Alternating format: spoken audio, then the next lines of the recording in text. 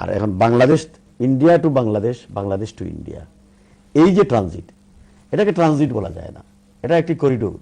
এটা স্রেফ বাংলাদেশের উপর দিয়ে ভারতীয়দের রাস্তা তৈরি করে দেওয়া উচিত। বাংলাদেশের উপর দিয়ে যদি এই রাস্তাটা তৈরি হয়ে যায়, তাহলে পার্মানেন্টলি চিরস্থায়ীভাবে বাংলাদেশ তাদের দাসত্বের শৃঙ্খলে বন্দী হয়ে গেল এবং বাংলাদেশটা একটা অকার্যকর রাষ্ট্র, একটি সিকিমের মতো, ভুটানের মতো একটি রাষ্ট্রে রূপান্তরিত হলো। তো আর এখানে বাংলাদেশ নামক এই রাষ্ট্র একটি মুসলিম সংখ্যাগরিষ্ঠ রাষ্ট্র, একটি আজ্ঞাবহ রাষ্ট্রে রূপান্তরিত হয়ে গেল।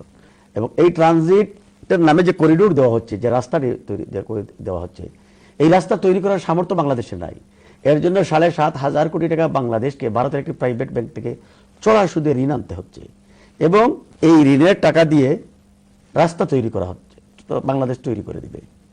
আবার এই ঋণের কন্ডিশনে ভারত যে কন্ডিশনটা দিয়েছে চুক্তিটাতে, তাদের টাকা দেওয়ার ঋণের, বলেছে যে এই রাস্তা তৈরি করতে, এই রাস্তার মাঝে যে সমস্ত ব্রিজ কালভার্ট তৈরি হবে, এর জন্য সকল মেটেরিয়ালস ভারত থেকে কিনতে হবে।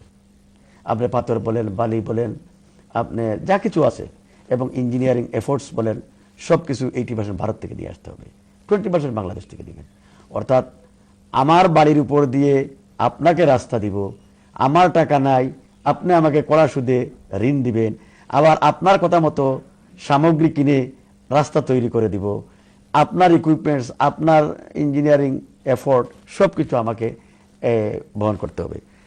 কতটুকু দুঃখজনক এবং বেদনাজনক, কতটুকু একটি নতজানু পররাষ্ট্র নীতি হতে পারে বা ট্রিটি হতে পারে, চুক্তি হতে পারে, যে এখানে ভারতের, আমার নামটা ঠিক খেয়াল নাই, ভারতের একজন সাবেক হাই কমিশনার যিনি বাংলাদেশ চাকরি করতেন, তিনি, আমি একটা পত্রিকা দেখেছিলাম, তার নামটা খেলে, তিনি বলেছিলেন যে বাংলাদেশ যে ভারতকে ট্রানজিট দিচ্ছে, যে রাস্তা দিচ্ছে, এটাই না কত, এই রাস্তার জন্য যা যা করা প্রয়োজন, যে সমস্ত টাকা পয়সা, অর্থনৈতিক ইনভলভমেন্ট প্রয়োজন, এগুলো ইন্ডিয়ার করা উচিত, এগুলো বাংলাদেশ দিবে কেন?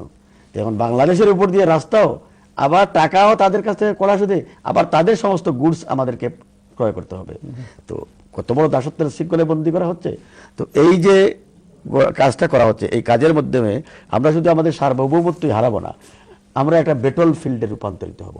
আপনি এই 7 সিস্টারের স্বাধীনতাকামী সকল অর্গানাইজেশনগুলো, সংস্থাগুলো, তারা অলরেডি অনেক আগে থেকে ডিক্লারেশন দিয়ে দিয়েছে যে যেদিন ট্রানজিট এর দিকে দিয়ে দিবে, রাস্তা দিয়ে দিবে ভারতকে আমাদেরকে দমানোর জন্য, সেদিন আমরা তখন আর আমাদের এই 7 সিস্টারের মধ্যে আমরা ফাইট করব না, আমাদের ফাইট হবে বাংলাদেশের উপর দিয়ে, যে বাংলাদেশ কেন এই কাজটা করলো। তো সিলেট, কুমিল্লা, এই চিটাগাং, এই অঞ্চলটা প্রথম এই ব্যাটল ফিল্ডে রূপান্তরিত হবে।